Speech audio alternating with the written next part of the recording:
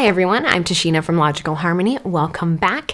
Today's video is a chatty get ready with me. I'm going to be using the Sugarpill Orange Capsule collection. I just purchased this and it just showed up and I'm so excited to be sharing it with you. I did this look on Instagram and so many people asked for a tutorial on it. And today's video is actually going to be a little bit different. So it's going to be a normal get ready with me using cruelty-free brands and vegan products. But I am doing a little bit of a meander into talking about cryptozoological content, which is something that I am so fascinated by. And today I'm going to be specifically talking about Sasquatch and theories in the Northwest about Sasquatch and Bandage Man, which is a local lore to Oregon that I grew up with. And I've always found it incredibly interesting and weird. And just the way it's unfolded has been very strange. So I kind of go into that a little bit. Now, this is my first video in this series, so it's not super structured, and I'm getting to learn the challenges of doing makeup while talking about this stuff. It's hard. Let me tell you that. It's hard. And I know there are other YouTubers who do similar things, and so I definitely want to give credit to those. I know Sarian, I don't know how to say her last name. I know she does these with like murder mysteries, they're very good. I highly suggest checking those out. So I was definitely inspired by a lot of people, very inspired by Kendall Ray. I freaking love Kendall Ray. And it was through realizing like how much I enjoy this type of content from others and what my interests were in this type of content that I thought it could just be a fun series to do here and there. And I hope that you enjoy. All right, I'm gonna prep my lip first with the Green Goddess lip balm from Milani. They sent this to me and I really like it. I'm very picky about lip balm, so I was not sure how I would feel, but I really like this. I like the rose one too, but the rose, actually this one too, they make my lips pretty pink, but I like them. They're good. So basically, I'm going to be doing this get ready with me today. A lot of these products were sent to me for consideration, and there are affiliate links for a lot of them down below. Now, when you use those links, I get a percentage of the sales. It keeps Logical Harmony running so I can keep putting out content. So I really, really appreciate those of you that use them, or if you just consider using them. I know not everyone can all the time, but thank you. Thank you, thank you, thank you. So I'm gonna prep my eyes first, and I'm using my Naked Skin color corrector because this just makes such a huge difference, and I cannot live without it, especially lately. I've been really enjoying it, and it makes a huge difference in my under eyes. And then I'm gonna prep my lids with the e.l.f. Hydrating Camo Concealer in Fair Beige. Now everything will be listed down below in case I forget to mention it. So I'm just gonna buff this out. And technically, this is an eyeshadow brush from Eco Tools, but I've actually found that it works really, really well with concealer. I'm super into it. So I had talked about how I was thinking of filming a series of get ready with me's that relate to like cryptozoological things, because I love that stuff. So if you're not familiar, cryptozoology is things like Sasquatch, Yeti, the Loch Ness monster, things like that, where who knows what they are? Who knows if they exist or not? I think that stuff is super interesting. It makes sense that there would be things that we don't know what they are, and creatures, like species of things that we have not discovered yet. I mean, when you think about how big the ocean is, when you think about how deep lakes are, when you think about how much of certain regions is just forest and we don't really like do stuff there, it kind of makes sense, right? I think so. I'm gonna use the Sugarpill Orange Capsule collection today. So I'm gonna be dipping into a ton of different shades. I actually did this look yesterday and I posted it on Instagram stories, and a lot of you wanted to see how I got the eye look, so I thought it'd be fun to share. So I use a ton of shades in here. So I dip into this one, this one, this one, this one, this one, this one, this one, this one, this one, basically everything except this, which seems excessive, I know, but that's just how I like to do things. So I'm gonna do my best to show you what I'm doing while I'm talking. I personally think it makes sense that there are species of animals or really old animals that maybe used to exist that we think are extinct, or just really old animals that are big because they're old that still exist out there. Like you hear these stories about finding catfish who are like thousands of pounds because they're just really, really old fish and they've been around for hundreds of years. Like that specific fish has been alive for like hundreds of years. Like you hear all these stories, but then there are also a lot of stories of things that can really be debunked. There was this episode of Expedition X where they talked about the Mothman and they fully debunked it. So the Mothman was, as it turns out, a military experiment in flying stuff like jet-propelled backpacks for people, which is super fascinating when you think about it. Like, there isn't always some creepy factor to it. A lot of times I think things can very easily be explained. I just think that we can't ignore the fact that there are probably lots of things out there on this planet that we're just not aware of yet. Like, we're always finding new species of things. We're always finding out that things exist that we thought were extinct. And so to me, it only makes a logical sense that something like Sasquatch would exist, especially when you think about the regions that they're reported in. It is in regions where there tends to be a lot of wooded area. It is not highly populated. And a lot of times it's like higher up on mountains. Like, it's terrain where it's not like there's roads everywhere and things like that. So to me, it totally makes sense that there could be an animal out there that we don't know about. Now, do I think a lot of things about it are probably overhyped? Yes, I don't think they're necessarily these aggressive, scary creatures. Granted, they're wild animals. Like, a lot of things about wild animals are going to be defensive to other things they don't recognize, things like that. I just think this could be a really cool new series, and I thought it would be really fun to do because it's something that I personally am so interested in. I'm going to go in with this bright blue. And full disclosure, this look is going to look very strange and incomplete and weird for a lot of it. That's how I felt, at least when I did it yesterday, but it came together at the end. At least I think it did. And if you don't, that's okay with me. But I would love to know, what of those are you interested in? Like, what stands out to you? For me, I am really into Sasquatch, obviously. I think that's like my favorite of all of them because being from the Northwest, I find so many things about it fascinating. I think there are so many things about it that make a lot of sense. You know, when you think about like the ape men up on Mount Adams and that whole thing that happened. Now, that was a thing way back when there were miners up there. Like, oh yeah, I'm taking this peach shade now. I'm putting it there. Also, I'm realizing how tough this is to talk about this stuff while trying to do my makeup. So if this is not fully cohesive, that is why, and I apologize, and I will try to do better next time to figure out a way to balance them out. Anyway, so there were miners up there, and they described that one night in their like shack where they were staying, their cabin, that there were things up on the roof and they couldn't figure out what it was. And they also described being attacked by ape-like creatures. That's how they described them. And they said that they would throw rocks at them and things like that. And so one night in the middle of the night when they were up on the roof of their cabin, a bunch of them went outside and started shooting at them because they didn't know what they were and they didn't know if it was like something to be concerned about, something to worry about. So I'm going to mix these two shades together and do that outer corner. That was what they did. They went out and shot at them and then apparently never saw them again. But supposedly they were booby trapping them and they were causing like, you know, avalanches and things like that to prevent them from actually being able to mine in the area. And what I find really interesting about it, so a few things. You were able to go to their cabin until the Mount St. Helens eruption. And when that happened, obviously there were landslides. It was a volcano erupting.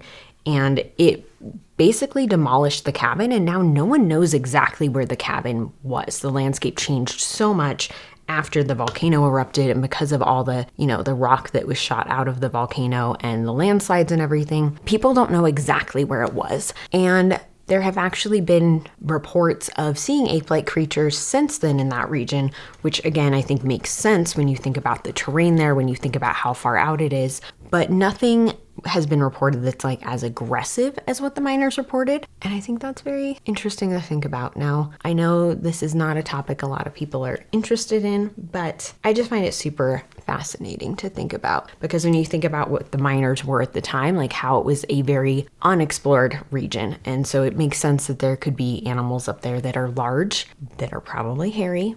They probably fit the description of the Sasquatch. I mean, if they described him as apes, that kind of makes sense. But it also makes sense that they would respond in a defensive way because just as how it was like a remote area to us, that means they weren't used to seeing people around. They weren't used to being exposed to that type of stuff. And I find that just, I don't know, I feel like a lot of times when Sasquatch lore is brought up, we don't think about how an animal would react to a human, not knowing what a human was, being in their space. And I think that that is something that's very important to think about because I don't think they're necessarily aggressive, like I was saying. I think it's the same as if you were to stumble upon a bear. Like if a bear knows that you're around, they know you're sent, they know to avoid you, they know to go the other way.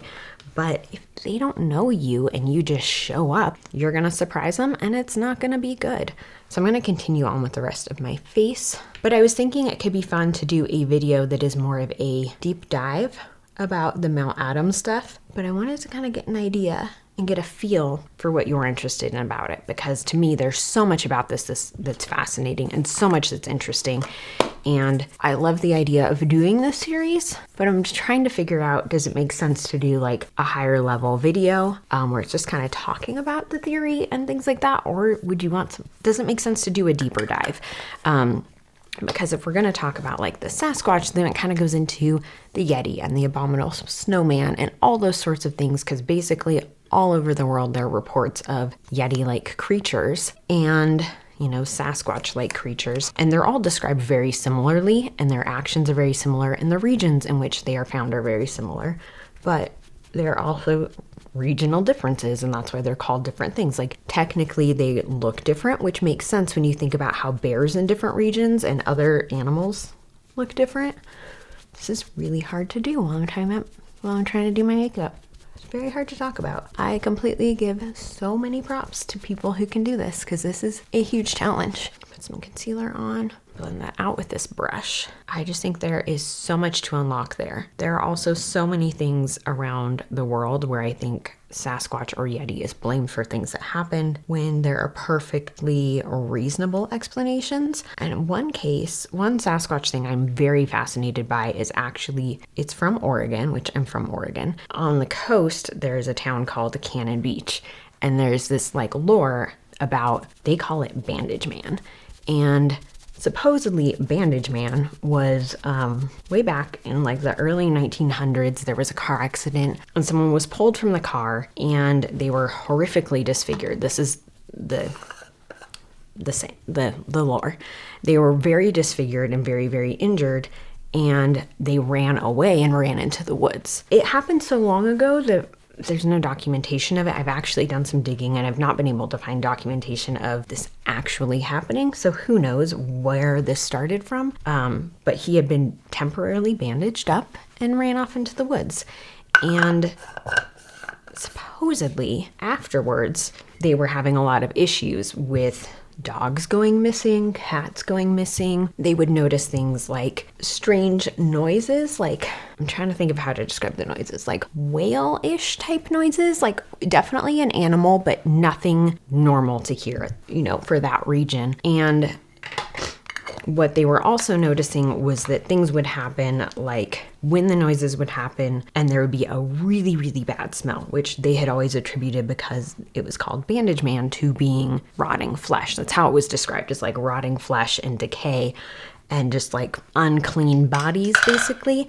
When Bandage Man would come around, the first thing you would notice was that all the animals around would just be really, really quiet. It would just go completely quiet, which for that area of Oregon is pretty unusual. There are a lot of animals around all the time, even like the bugs and the birds, like everything would go quiet. You know, people's dogs would go missing, things like that, but people's animals would get nervous. So cows, cats, dogs, like animals that were used to being around people would start to get really nervous and anxious and just kind of act weird, act off, like something was going on. And then what they also found was that, you know, so it'd be quiet and then they would smell this disgusting smell. And then, you know, sometimes they would hear something outside. There were instances of it chasing people, like people running into it. There were instances of people seeing the person on the street, but it was never identified as like looking like a person. It was always described as looking just kind of strange and dark and matted because of the bandages and things like that. And what's super interesting to me to think about is how much that fits the description of Sasquatch, and how that's so many things that people describe when they're talking about Sasquatch. And there's this book that I first read about it in, and the author was very interested. It was specifically about Oregon's ghosts and monsters. And the author went to everywhere he was researching and talked to people and did interviews. And while he was interviewing someone about Bandage Man, it was someone who had had, you know, interactions with him before, because Cannon Beach is a really small town. It's a tourist town, but it's very, very small, like the year-round population. And what he had found was that there was one person who had happened to like be aware of a lot of encounters, or who had had a lot. And while he was interviewing him, things got really quiet outside and they smelled the terrible smell. And the guy's dog that was outside was acting up, like whining and pacing and just being very nervous. And the person was kind of like, not the author, but the person that lived there was like, yeah, this is normal. This happens often. But it's not a big deal. And then they heard some noises, and then the guy's dog was missing, and they never found it. And whether or not, like, the implication was that Bandage Man took the guy's dog. So whether or not that happens, I don't know. But I do find it very fascinating that there are stories in local lore of things that are very, very similar to Sasquatch that people can't explain, that they're not necessarily attributed as being Sasquatch, like this one, for example. Like the fact that they believe it's this person who ran away from a car accident and has been living in the woods, somehow managed to heal themselves enough to get around, and has been living in the woods for, at this point, I think it was like 50 years after the supposed car accident had happened. Like, it just logically, it does not make any sense. And I know a lot of you are saying, yeah, but logically, does Sasquatch make any sense? I know. I get what you're saying. I get the point. But I just think it's super interesting how it was never, ever discussed in a way of, well, maybe this is a Sasquatch. Like, it was the fact that somehow the idea that it was a person still bandaged up after 50 years. And when you think about it, the description of like matted bandages completely fits what a lot of people describe about Sasquatch, where it's matted fur, because they're these big animals with fur and they're dirty. I'm going to use this lime green right now on my lower lash line. It completely fits descriptions of Sasquatch. And I just, like, as a kid, I didn't make the connection because I was reading that book when I was, I think, like 7, maybe 8. Like, this is something I've been interested in my whole life. And I've always found this stuff super, super fascinating and super interesting, like anything with the paranormal. But I just find it so interesting that people didn't stop to think, especially the author. And maybe he did, but maybe it was just like, what's a little more widely acceptable as a theory than Sasquatch? A guy's been running around in bandages for 50 years, somehow living in the woods after this horrific car accident. Like, I don't know. It's questionable to me. So I did try and do more research on Bandage Man recently because this is a story that has always stuck with me my whole life. And I couldn't find much, which was actually a big disappointment because I was really hoping that because this book existed, now granted the book was written in the early 80s, but I was hoping something about it existed somewhere, that there would be news articles, because the author definitely referred to news articles. He definitely referred to stuff in the local press. But when you think about the research that was being done at the time, it was done in a very different way. They obviously did not have the internet. I'm taking this peach shade. They did not have the internet, so anything they had to do would be going to the library and like digging through archives, things like that. So I'm wondering, is it that this stuff doesn't exist? Is it that it was not copied over to some way where you could view it on the internet? But it's so fascinating to me that it was such a big part of local lore, but yet nothing exists on the internet about it. And that made me wonder, like, was this even a thing to begin with? I'm taking my highlight, by the way, which is white gold from Root, which is amazing. Anyway, that made me wonder, the whole thing about Bandage Man even exist to begin with? Did the lore, did anything about it actually exist? Was it fabricated for the book? And that is something that I have spent a lot of time thinking about because, when you grow up with reading about this stuff, especially in that region, like, not to get all Fox Mulder on you, but like, I want to believe that there's some truth to it. And I want to believe too that the author didn't just like make things up to sell books, especially because he was like on an independent press, and I don't think there was any reason to. But I can't help but wonder too, maybe he didn't, but maybe the people he talked to did. Like, I don't know, the fact that I cannot find any documented cases, like anything referring to this as Bandage Man. I even looked up like Cannon Beach Sasquatch, Cannon Beach Bigfoot, things like that, and I couldn't really find anything. And I don't know, I feel like a lot about this is very interesting. It's very interesting to me how it completely lines up with descriptions of Sasquatch, how it fully matches so many documented accounts of Sasquatch sightings, especially in the Pacific Northwest. And yet, somehow it also doesn't exist. And that is so incredibly interesting to me. Like, a lot of this stuff, it's not even that I'm like, yes, I fully believe that it exists, but I am so intrigued by the fact that it was documented enough and felt like important enough that this author knew about it, who was not from that part of Oregon, and included it in his book, did all this research, interviewed people. Like, it seemed valid enough based on what he could find to be included. But yet at this point, there doesn't really seem to be anything about it. And I don't know. I'm very curious about that. Let me know what you think about things like that when stuff like that happens. Like, do you think it's a case of maybe the information was not just wasn't transferred over? No one thought it was important enough. Like, I could see how if I'm the person going through who's responsible for like creating those archives on the internet of old newspapers, seeing articles about a car accident, being like, nah, maybe we don't need to put that out there. But it's so weird to me that I couldn't find anything. And maybe I wasn't looking in the right places. Maybe I need to do a little more digging, which I think I am going to do and see what I find out, because it's too weird to me that it was attributed to being a person, but yet it fully matches these Sasquatch encounters. Like, that is too weird to me. It doesn't add up. It doesn't make sense. And so I can't help but feel like there's something more to it. Now, whether that is the case of it being a situation where, you know, the town is just really into what is going on. Now, it being Cannon Beach, it wasn't always a tourist spot. Maybe they wanted to create attention for themselves and create a way to bring people there, because maybe at the time it was something that would bring people there. It was something different. It was something to get them on the map, get them in people's minds, talking about, Cannon Beach and Bandage Man. And that I think is a plausible theory. Like, I think that could be something that makes sense, that nothing ever happened and it was kind of just made up in local lore to get their name out there. And now Cannon Beach is this huge tourist town, not because of Bandage Man. No one talks about Bandage Man. I grew up going to that region and had never heard of Bandage Man until I read this book. But I am just so fascinated to figure out more about it, because I do think that so much lore is purely based on lore. It's purely based on things that are not there.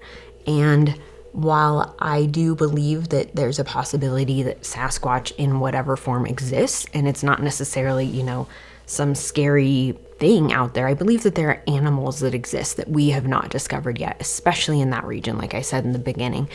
And I also think that things like that can really be taken advantage of. And a lot of things, especially when you think about way back when, like in the early 1900s, people believed a lot more stuff because they weren't as aware of science. Like, when you think about what people used to think about witches, and people just used to believe things and they didn't try and look for other explanations, but also the science necessarily wasn't there to give them other explanations. And so I think it was a lot easier for people to attribute things, you know, like dogs going missing, to just associate it with, well, this car accident happened, so to put two and two together, it makes sense. I think that there's a plausible explanation for everything, but I also think that in this case, it could just completely be lore. It could just be something that never happened, something that doesn't exist. You know, maybe the car accident happened. Maybe a guy really did take off running. Like, maybe he was so hurt and injured that he was not mentally aware enough to stay put and ran off into the woods and maybe passed away there. And, you know, maybe when people describe smelling a rotting body, maybe they actually were, because maybe there was an actual person rotting in the woods. Like, when you think about it literally, that could have happened. And when you think about the idea of, okay, let's say that it was a person. Let's run with that theory, that it was this literal Bandage Man. Instead of raiding dumpsters, which they did say that he did, but instead of doing that, why was he killing people's animals? Why would he be sneaking up to houses where people were obviously home, where the lights were on, where you could see them and you could hear them, and, you know, kind of like causing chaos in a way, and then running off with their dogs, killing cats? Like, they would find bodies that were disfigured, which is also a claim with Sasquatch, of finding like mutilated animals. Like, if it really was what the lore is, which is that it was a human person, why would they be doing this? Like, so many things about it don't make sense when you sit back and think about it. And if it was a human person who ran away into the woods, what was the situation where they would not ask for help? What was the situation where when people did see them, they would run away? Like, is it a mental health thing? I'm talking about if you're taking this literally. Is it a mental health thing? And why did no one actually, like, why were there not rescue parties to try and find this person? Maybe there were and they weren't documented. But why was more not done to try and figure out, is this person out there? Do they need our help? Granted, it is a very out there area, especially at the time. There were so many different trails. There were different mountains they could go on. It's a place where it's very, very easy. And because it is an area where there did used to be pirates that had tunnels, there are a lot of very easy places to hide, which is another fascinating bit of story about that part of the country. And Cannon Beach is actually part of where Goonies was filmed.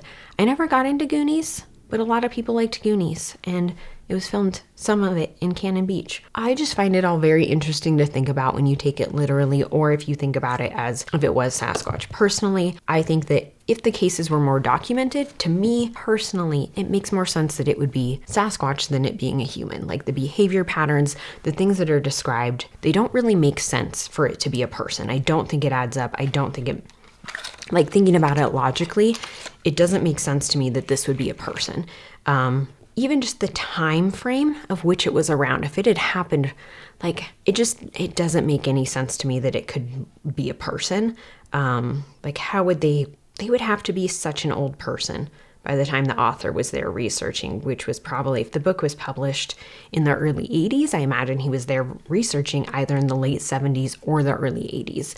So it doesn't really make sense to me that it could be someone running around doing this for so much of their life. They would be a very old person. And that just doesn't really add up to me. And living out in the elements, like exposed to that year after year, especially if you are injured, I don't know. I don't know that I believe it.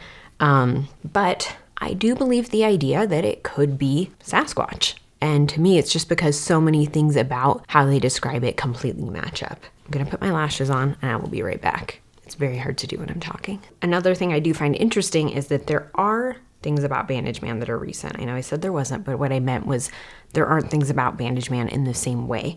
And what is interesting to me is that it originated as this story of a guy from a car accident who ran into the woods, and everything described was very Sasquatch-like. Supposedly, there are still sightings of Bandage Man, but it is now believed that he is a ghost of a logger who haunts a stretch of Highway 101. And apparently, supposedly this logger was disfigured in an accident, which is similar to the original story, but the new claims are that he does things like climb into the back of trucks where teenagers are making out and scare the teenagers, or that as a ghost he haunts people's dreams, things like that. And so it's very fascinating to me how much this has changed over time, that it came from being this story where, you know, it was like dead silence, horrible smells, mutilated animals, and it has now turned into a ghost that is seen on the highway who bothers teenagers that are making out and haunts people's dreams. So I don't know. That's where I think that lore can be very, very different, very, very interesting, because the fact that it evolved over time to be something completely different is super interesting to me, because so much of the original story, when you read into Bandage Man now, has nothing to do with what the original story actually was. Like his origin story is now completely different and things like that. So again, it leads me to the question of how much of the original story is actually something that happened. Did any of it ever happen? Was any of this ever real in any sort of way? Now, I think there are definitely people who thought it was real and felt like it was real to them, but I'm curious why. And pause and put on lip liner. I am also very curious to know how these current iterations came about. Like, how did the story change so much over time? Which lore that's part of what it does, is it changes over time. The fact that it would change him from being this humanoid thing into a literal ghost, which, you know, I believe in the paranormal. I believe energy is energy.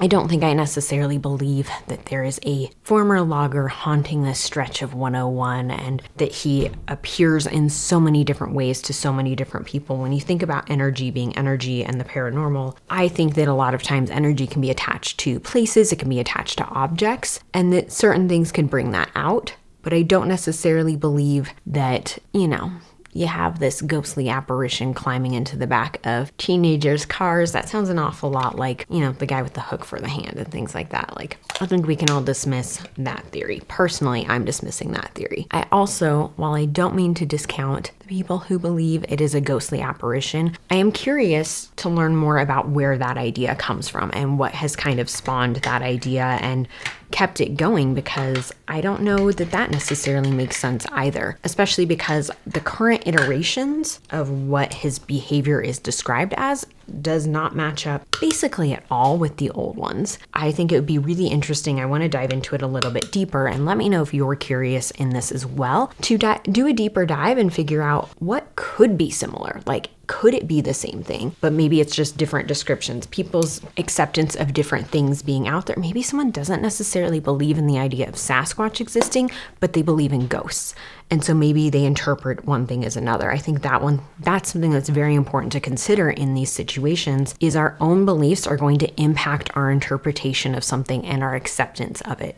I also think too, there's often a lot of very real scientific things that factor into things that we're just not necessarily aware of. And so maybe there's, you know, a super good explanation that makes sense that is just something people never would have thought about. Like, maybe, you know, you hear about things where people experience hallucinations near swamps, and then it turns out there is a ton of gas being released by the swamps that is causing these hallucinations. There's nothing there. There's nothing paranormal about it. It's literally the gas being released from the swamp and how it reacts with our bodies. And I think that is something that shouldn't be discredited either. Am I saying that's the case here? Not necessarily, but I don't buy into this idea that it went from being a Sasquatch-like thing into a ghost. Like, that just, it doesn't make sense to me. And so I really want to do a deeper dive and try and dig into this more. So let me know if you would want to see a video on that. I know this one was a little like all over the place. This is a new topic for me to talk about, especially while doing my makeup. That was a big challenge, but I enjoyed it. I thought it was fun. I liked sharing this with you. I hope you enjoyed it as well. I'm going to keep doing these because it's something I really enjoy. Like, I love researching this stuff. I love learning about it. I love talking about it, as weird as that is to say. And I come from the point of having an open mind. Like, do I think these things definitely exist? Not necessarily in the form that we're taught, no. But I think there's an explanation for everything, and I think that there's a lot of things that we just don't know and we're not aware of. And so I kind of like the idea of exploring that. Thank you so much for joining me. As always, if you're curious to learn more about cruelty-free beauty, you're definitely in the right spot, and I have tons of resources on my website too. Thank you so much for watching. Everything is listed down below. I'll see you next time. Hey everyone, I'm here with Juniper, and if you want to make her day, you can watch another video, subscribe to this channel, or check out my vlog channel.